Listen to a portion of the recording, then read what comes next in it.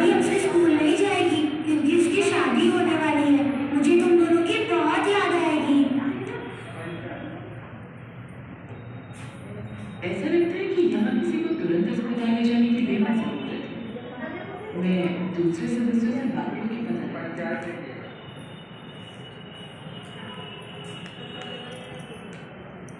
राम प्रसाद को जो तकलीफ हुई वैसे किसी को नहीं होनी चाहिए। वह बहुत ही बीमार था, पर महीनों से कोई डॉक्टर नहीं था और उसका इलाज नहीं हो पाया।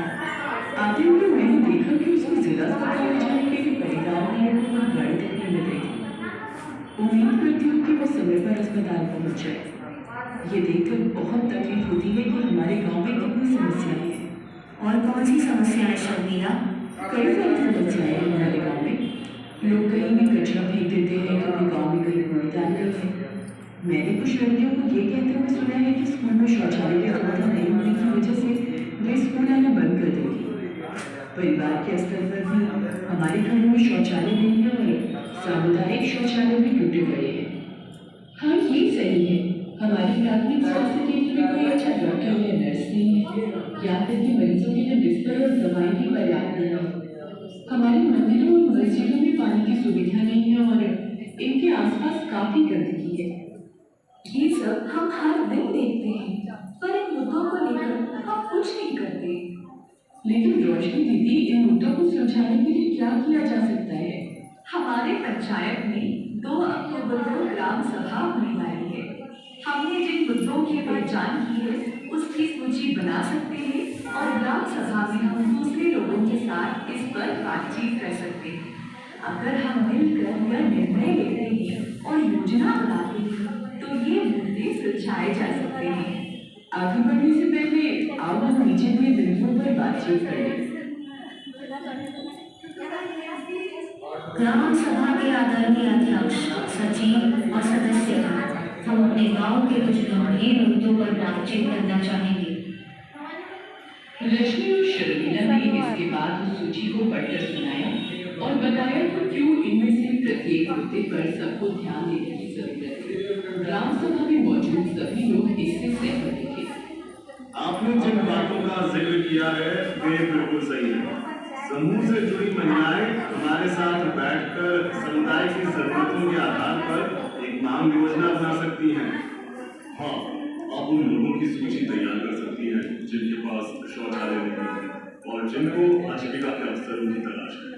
आप नई सड़कों और केंद्रों और स्कूलों की मरम्मत की मांग भी इसमें शामिल कर सकती हैं। लेकिन बाल विवाह और स्कूल ड्रॉपआउट के मुद्दों का क्या करें? हम सामूहिक रूप से इन मुद्दों के कारण और उनको हल करने पर बातचीत कर सकते हैं।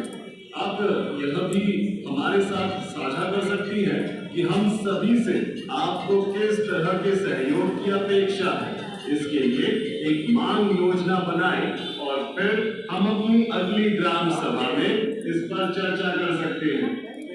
आइए इस बात पर गौर करें कि अभी तक हमने क्या समझा है। ग्राम सभा के दौरान लिए गए निर्णयों के अनुसार सभी एसएचजी ने मांग योजना पर काम करना शुरू कर दिया। इस मांग योजना में समुदाय के सभी सदस्यों की हकदारी, आजीविका, संस्थान एवं संसाधन और सामाजिक मांगें शामिल हैं। सभी एसएचजी के द्वारा योजनाओं को तैयार किया गया और वीओ और जी के स्तर पर इनको समेकित किया गया। सामुदायिक भागीदारी और स्थानीय संस्थाओं की जवाबदेही सुनिश्चित करने के लिए हमारी दीदियों ने कई तरीके अपनाए। उन्होंने पोस्टर बनाए, दीवारों पर चित्र बनाए, सार्वजनिक जगहों पर नाटकों, गानों, कविताओं और रैलियों के माध्यम से ग्राम सभा के बारे में लोगों को जागरूक किया। आपके सुझावों के अनुसार हमने एक मांग सूची तैयार की है।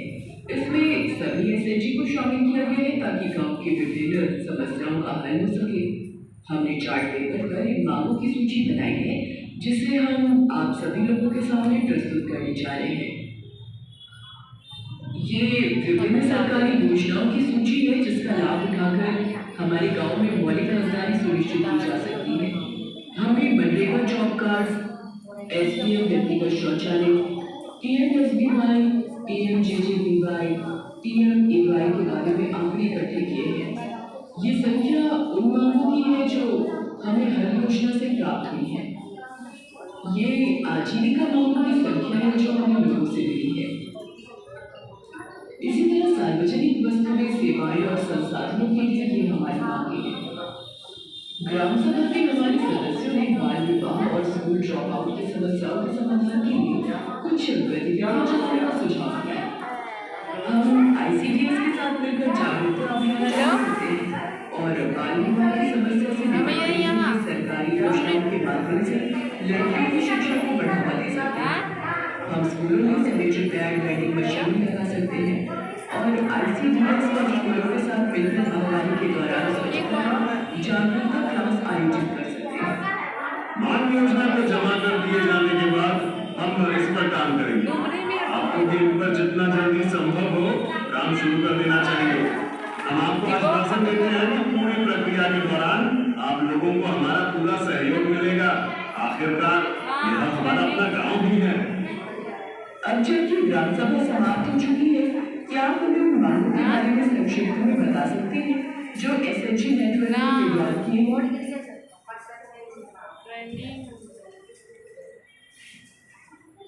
हमारी ग्राम सभा के आयोजन के 6 माह पूरे हो चुके हैं। आज हमारे क्रांति नगर गांव में 20 परिवारों को MGNGS का प्रयोग करते हुए शौचालय के निर्माण की अनुमति मिली है। एक स्वास्थ्य उपकेंद्र तक जाने के लिए सड़क, एक पुलिया और नाली का निर्माण कार्य भी चल रहा है।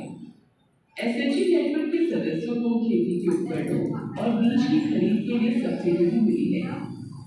गांव के सभी स्कूलों में शौचालय की सुविधा का निर्माण हो चुका है और बाल विवाह, लड़कियों की पढ़ाई छूट देने और महामारी के दौरान स्वच्छता जैसे मुद्दों पर बातचीत के लिए जागरूकता क्लास भी आयोजित किए जा रहे हैं।